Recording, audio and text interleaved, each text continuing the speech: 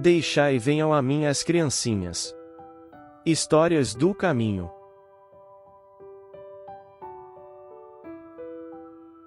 A força da fé, acreditar sempre com a pureza de uma criança, que traz, em um sorriso a alegria de viver, sem a ingenuidade que pode nos levar a quedas, mas com o otimismo e a certeza que o Divino Mestre Jesus, o Cristo de Deus, zela por todos nós. Com amor indizível, pois as palavras se tornam insuficientes diante da grandeza de Jesus. O Cristo, esse que se permitiu imolar em uma infame cruz, para a conversão ainda que atemporal de todos nós. Pois ele sabe, que cada qual tem seu tempo de florescimento da porção divina dentro de si. Incessante e ativo, segue nosso Senhor, cuidando, protegendo, com interesse em cada um de nós, ao ponto de reconhecer-nos pelo nome. Assim afirmou o venerando apóstolo da mediunidade Francisco Cândido Xavier. Sempre nos orientando que ele é o caminho à verdade e à vida e que um dia chegaremos até Deus nosso Pai, através de seu intermédio. O Evangelho segundo o Espiritismo. Capítulo 8. Bem-aventurados os que têm coração puro. Instruções dos Espíritos. Deixai e venham a mim as criancinhas. Primeiro, bem-aventurados os que têm puro coração, porquanto verão a Deus. Mateus, capítulo 5, versículo 8.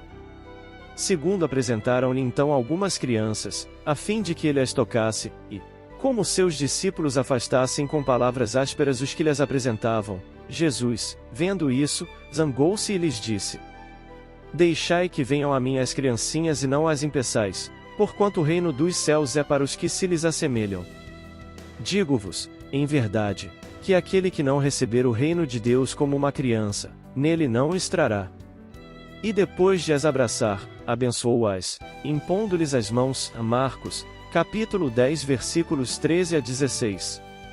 Terceiro, a pureza do coração é inseparável da simplicidade e da humildade.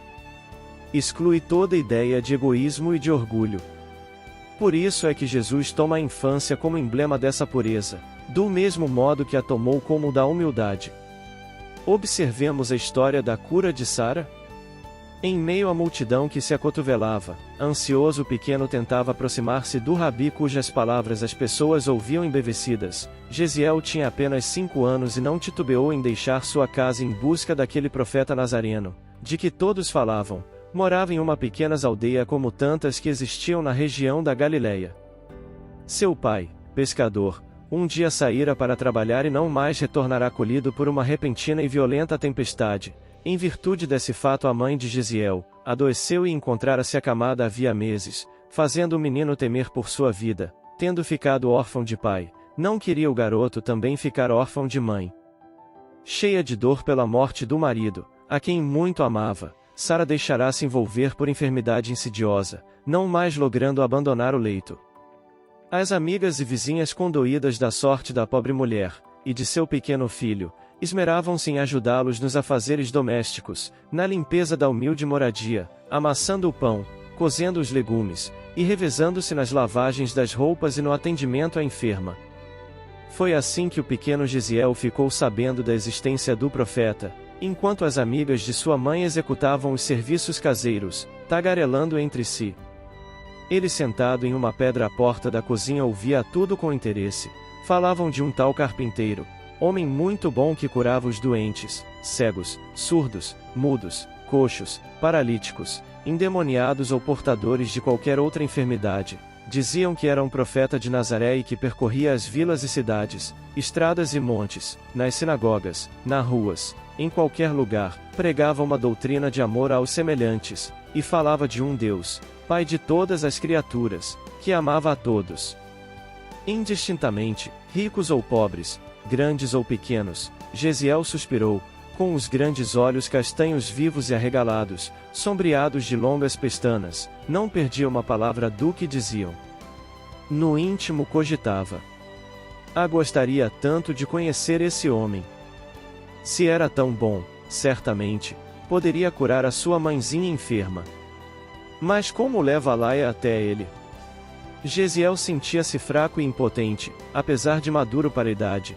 Era muito pequeno e assim nada poderia fazer, levantou-se e foi até o quarto da enferma. Fitou a mãe que parecia mais fraca ainda na penumbra do humilde aposento, e resolveu que necessitava tomar uma atitude enquanto era tempo. Depois talvez fosse tarde demais, e ele temia perder a mãe como já perderá o pai, de quem sentia tanta falta. Decidiu que se ela não podia ir até o profeta ele iria procurá-lo. Se era tão bom como afirmavam, não deixaria de apiedar-se dele, não deixaria de atender seu pedido e viria até sua casa para curar a doente. Procurou informar-se e ficou sabendo que o rabi conhecido por Jesus de Nazaré não estava muito distante, ignorava qual o caminho que deveria ser tomado. Porém, como ouvirá dizer que muita gente se conduzia para lá, inclusive de sua aldeia, decidiu acompanhar essas pessoas. No dia seguinte levantou-se bem cedinho pois não queria perder tempo, arrumou-se em silêncio pois não queria acordar a mãe, que ainda dormia.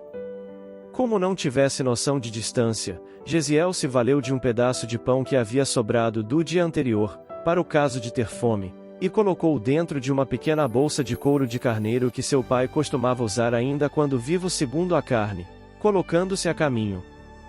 Dentro de pouco tempo encontrou algumas pessoas que seguiam o mesmo destino, assim ele pensava, fez até algumas amizades com algumas famílias e as acompanhou, conversando animadamente com as crianças. Os adultos não estranharam a presença de um menino desacompanhado acreditando que seus familiares estivessem por perto. Algumas horas depois perceberam que estavam perto do local previsto, pois grupos numerosos de pessoas acorriam de todas as partes, convergindo para o mesmo ponto. Quando lá chegaram, a multidão era tão grande que não conseguiam aproximar-se do rabi, que ali se encontrava. O menino, fiel ao propósito que se impusera, Gesiel, tentava abrir caminho entre o povo, até que se aproximou de Jesus, podendo até mesmo tocá-lo se quisesse.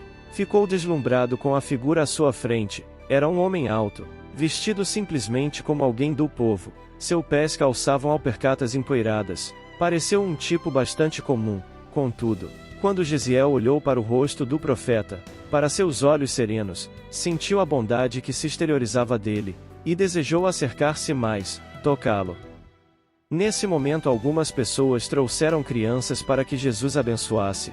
Gesiel acabou ficando no meio delas. Os discípulos porém não gostaram, afastando as crianças com palavras ásperas. Um deles até segurou Gesiel pelo braço empurrando-o para afastá-lo do mestre, bem como as outras crianças que ali se encontravam. Nisso Jesus voltou-se, fitou-as com grande ternura e disse com inflexão na voz que Gesiel não esqueceria jamais: Deixai que venham a mim as criancinhas, pois o reino dos céus é para aqueles que se lhes assemelham. Digo-vos em verdade, aquele que não receber o reino de Deus como uma criança, nele não entrará. Ouvindo isso, o homem soltou o braço de Gesiel, que correu para os braços daquele homem extraordinário, deixando-se envolver por eles. O que Gesiel sentiu naquele instante, não poderia descrever com palavras e jamais se lhe apagaria da memória. Apesar da sua pouca idade, um bem-estar intraduzível, uma consciência de que nada deveria temer, que tudo estava bem. Ergueu a fronte e os seus olhos se entrecruzaram com os de Jesus, enquanto um cálido sorriso surgia naquele semblante radiante de ternura. Nada pediu, pois de nada mais precisava. Compreendeu sem necessidade de palavras que o rabi lhe assegurava que a sua mãezinha ficaria curada, que ele não temesse, que ela, sua mãe, estava curada. Foi um momento rápido. Depois Jesus abraçou as outras crianças que ali se encontravam e abençoou-as impondo-lhes as mãos. Em seguida começou a atender os inúmeros enfermos que requisitavam sua atenção e afastou-se juntamente com seus discípulos. Ainda maravilhado com aquele contato, Gesiel decidiu retornar para casa. Tinha pressa em relatar tudo o que tinha visto e ouvido. Ao aproximar-se da aldeia, percebeu que alguma coisa aconteceu e ficou preocupado. Correu em direção à sua casa. Ao chegar lá encontrou inúmeros amigos, vizinhos e transeuntes que gritavam: Hosanas às alturas, Senhor, aleluia, aleluia. Uma amiga de sua mãe o viu chegar e correu ao seu encontro, contando-lhe entre lágrimas: Tua mãe está curada. Onde estivesse Gesiel? Onde estiveste, Gesiel? Há muitas horas te procuramos. Com expressão que soava muito séria para sua pouca idade, Gesiel informou aos ouvintes, espantados: Eu sei, minha mãe foi curada pelo profeta Nazareno. E adentrando-se pela casa, para pasmo de toda a gente, abraçado à mãezinha, Gesiel relatou sua aventura, como tinha ido em busca de Jesus e o que acontecerá. Ninguém duvidou da sua palavra, porque realmente ele não poderia saber o que ocorrerá em sua ausência. Cheios de júbilo, comemoraram o milagre feito por Jesus, o Messias que todo o povo aguardava havia séculos e que agora chegará para a alegria de todos. E por muitos dias Gesiel repetiu a sua história para quantos o procurassem. E veio gente de longe para ouvi-lo narrar seu encontro com Jesus e ficavam todos emocionados diante daquela pequena criança que, muito séria, falava para pessoas estranhas, demonstrando uma maturidade superior aos seus 5 anos de idade. Gesiel nunca mais teve a aventura de ver o Rabi da Galileia. Não muito tempo depois ficaram sabendo que aquele homem bom e generoso, que somente pregava o amor, o perdão e a paz, que curava os enfermos sem nada pedir em troca, que não desprezava os simples e humildes, que consolava e fortalecia os sofredores e aflitos, que amava as criancinhas, que esse homem fora preso e condenado, e morrera crucificado entre 2 ladrões, como se fora um criminoso vulgar. Gesiel e sua mãe choraram muito, lamentando a morte daquele homem a quem haviam aprendido a amar e com quem Sara tanto desejava encontrar-se para agradecer o bem que lhe fizera. Mas as notícias da ressurreição de Jesus correram de boca em boca, alegrando seus seguidores e dando-lhes novo ânimo, assim como a quantos o admiravam. Gesiel cresceu tendo as palavras do Mestre Nazareno em seus ouvidos. A doutrina que ele deixou, passada através da tradição oral pelos seus apóstolos e por quantos haviam tido a honra de acompanhá-lo em suas andanças, norteou toda a sua vida. Tornou-se um cristão fervoroso e também ele falava ao povo ensinando o evangelho que Jesus legara como roteiro para toda a humanidade. Em suas prédicas nunca deixou de dar seu testemunho pessoal, relatando o momento mágico do seu encontro com o Messias. Muito mais tarde, em Roma, visitando a grande metrópole para onde fora levar a mensagem da Boa Nova, fiel ao propósito que estabelecera como norma de vida, foi preso e condenado à morte. Juntamente com dezenas de outros cristãos que entraram cantando na arena do grande circo, cheios de fé e confiança em seu mestre, veio a perder a vida na boca de feras esfaimadas, enquanto a multidão inconsequente e ébria de gozo divertia-se aos gritos de "Morte aos cristãos! Morte aos cristãos!" Em todos os momentos, contudo, a lembrança de Jesus estava presente em sua mente, e foi com alegria que deu sua existência por amor ao evangelho de seu mestre Nazareno. Ao deixar o corpo, liberto das algemas da carne e dos restos sanguinolentos que atestavam a ignorância e barbárie dos homens, Gesiel ouviu melodia dulcíssima entoada por um coro de vozes angélicas, provinda dos arcanos do infinito, e cheio de emoção vislumbrou Jesus, em vestes resplandecentes, que aguardava de braços abertos as vítimas do arbítrio e da prepotência do homem, para levá-las rumo a seu reino de amor. Vinde a mim todos vós que sofreis e que estáis sobrecarregados, e eu vos aliviarei. Tomai sobre vós o meu jugo e aprendei comigo que sou brando e humilde de coração e encontrareis repouso para vossas almas, porque meu jugo é suave e meu fardo é leve. A Mateus capítulo 11 versículo 28 a 30. E trazemos outra testemunha ocular deste momento fascinante de Jesus e as criancinhas. Trata-se de Aníbal, este jovem que conheceu pessoalmente a Jesus de Nazaré, durante suas pregações inesquecíveis através da sofredora Judeia. Aníbal de Silas, um daqueles meninos presentes no grupo que Jesus acariciou quando exclamou, demonstrando a inconfundível ternura que mais uma vez expandia entre as ovelhas ainda vacilantes: "Deixai vir a mim as criancinhas, que delas é o reino dos céus." Aníbal ministrava ensinamentos cristãos aos estudantes da Colônia Esperança, recém-chegados da Colônia Correcional Maria de Nazaré, no Vale dos Suicidas, transmitindo este conhecimento exatamente como ele ouviu do próprio Rabi, a quem ama com arrebatamento de idealista entusiasta e ardoroso, desde a infância longínqua, passada, então no Oriente. Assevera que ele, quando o Senhor pregava sua formosa doutrina de amor, quadros explicativos, de maravilhosa precisão e encanto inexprimível, surgiam inesperadamente à visão do ouvinte de boa vontade, elucidando-o de forma inconfundível. por imprimirem nos arcanos do ser de cada um a exemplificação que nunca mais seria ouvida dada. Que era por isso, que falando, conseguia o grande enviado conter, em serenidade inalterável, multidões famintas, por longas horas, dominar turbas rebeldes, arrebatar ouvintes, convencer corações que, ou se prostravam à sua passagem, receosos e aturdidos, ou à sua doutrina para sempre se prendiam, encantados e fiéis.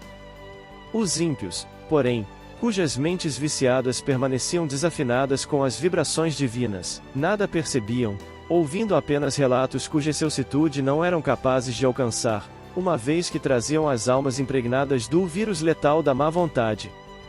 Um desses quadros, certamente o mais belo de quantos o Mestre amado criou para instruir suas ovelhas desgarradas, porque aquele mesmo que o retratara em sua glória de unigênito do Altíssimo, bastou para que Saulo de Tarso se transformasse em esteio ardente da doutrina redentora com que honrar o mundo. Aníbal cresceu e fez-se homem, sentindo-se sempre envolvido pelas radiações imarcessíveis do divino pergureiro, e que nunca mais se apagaram das suas recordações.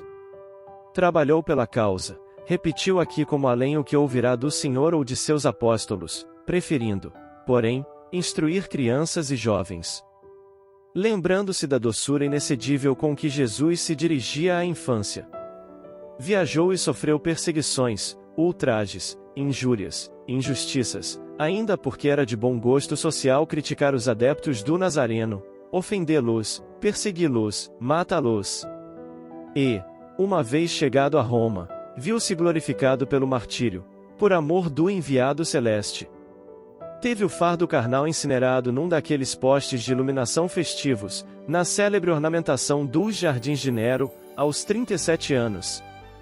Mas entre a tortura do fogo resinoso, porventura ainda mais atroz, e o espanto por se ver colhido nas redes do sublime testemunho, ele, que se considerava humilde, incapaz de merecer tão elevada honra, reviu novamente as margens do Tiberíades, o lago formoso de Genezaré, as aldeias simples e pitorescas da Galiléia e Jesus pregando docemente a boa nova celestial com aqueles arrebatadores quadros que, na hora suprema, se mostravam ainda mais belos e fascinantes à sua alma de adepto humilde e fervoroso, enquanto sua voz dulçorosa repetia, como o ósculo da extrema-unção, que lhe abençoasse a alma, fadando-a à glória da imortalidade. Vinde a mim, benditos de meu Pai, passai à minha direita. Aníbal, além do sublime encontro com o Mestre amado, já vinha se preparando para voos mais elevados. Viveu nos tempos de Elias, respeitando o nome do verdadeiro Deus. Foi, mais tarde, iniciado nos mistérios augustos das ciências, pela antiga escola dos egípcios. O respeito e o devotamento ao Deus verdadeiro, e a esperança inquebrantável no advento libertador do Messias divino, iluminavam sua mente desde então, por entre fachos de virtudes que não mais se esmaeceriam.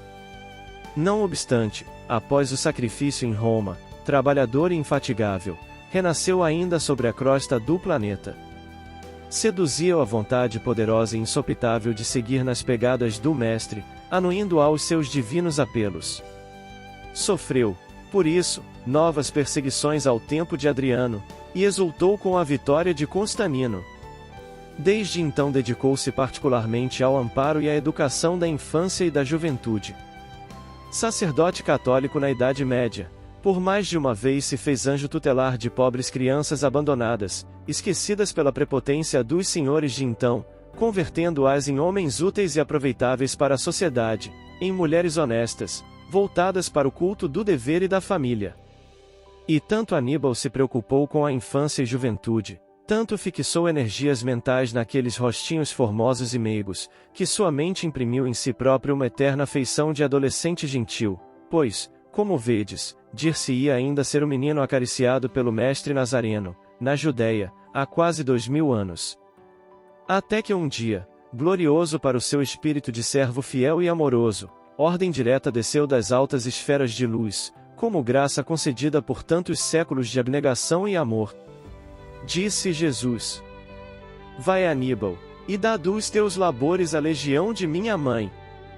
Socorre com meus ensinamentos, que tanto presas, os que mais destituídos de luzes e de forças encontrares, confiados aos teus cuidados.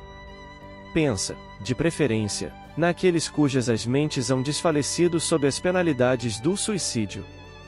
Entreguei-os, de há muito, à direção de minha mãe, porque só a inspiração maternal será bastante caridosa para erguê-los para Deus. Ensina-lhes a minha palavra. Desperta-os, recordando-lhes os exemplos que deixei. Por meio de minhas lições, ensina-os a amar, a servir, a dominar as paixões, apondo sobre elas as forças do conhecimento, a encontrar as estradas da redenção no cumprimento do dever, que para os homens tracei, a sofrer com paciência, porque o sofrimento é prenúncio de glória, alavanca poderosa do progresso. Abre-lhes o livro das tuas recordações. Lembra-te de quando me ouvias, na Judéia, e ilumina-os com as claridades do meu evangelho, pois é só isso que lhes falta. Ainda observamos Maria Santíssima, Mãe de Jesus e nossa em linda poesia de Maria Dolores. Retrato de Mãe. Maria Dolores. Depois de muito tempo. Sobre os quadros sombrios do Calvário. Judas, cego no além, errava solitário. Era triste a paisagem, o céu era nevoento. Cansado de remorso e sofrimento, sentara-se a chorar. Nisso, nobre mulher de planos superiores, nimbada de celestes esplendores, que ele não conseguia divisar, chega e afaga a cabeça do infeliz. Em seguida, num tom de carinho profundo, quase que em oração ela diz: Meu filho, por que choras? Acaso não sabeis? Réplica o interpelado, claramente agressivo. Sou um morto e estou vivo. Matei-me novamente, estou de pé. Sem consolo, sem lar, sem amor e sem fé. Não ouvistes falar em Judas, o traidor? Sou eu que aniquilei a vida do Senhor. A princípio, julguei poder fazê-lo rei. Mas apenas lhe impus sacrifício, martírio, sangue e cruz. E em flagelo e aflição. Eis que a minha vida agora se reduz. Afastai-vos de mim. Deixai-me padecer neste inferno sem fim. Nada me pergunteis, retirai-vos, Senhora. Nada sabeis da mágoa que me agita. O assunto que lastimo é unicamente meu. No entanto, a dama calma respondeu: Meu filho, sei que choras, sei que lutas. Sei a dor que causa o remorso que escutas. Venho apenas falar-te que Deus é sempre amor em toda parte.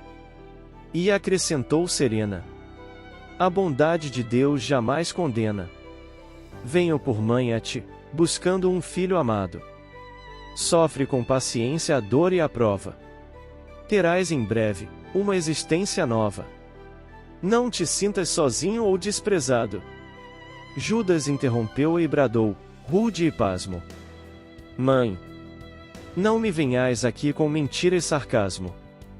Depois de me enforcar num galho de figueira, para acordar na dor, sem mais poder fugir à vida verdadeira, fui procurar consolo e força de viver, ao pé da pobre mãe que forjara o ser.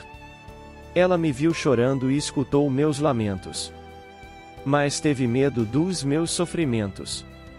Expulsou-me a esconjuros. Chamou-me monstro, por sinal.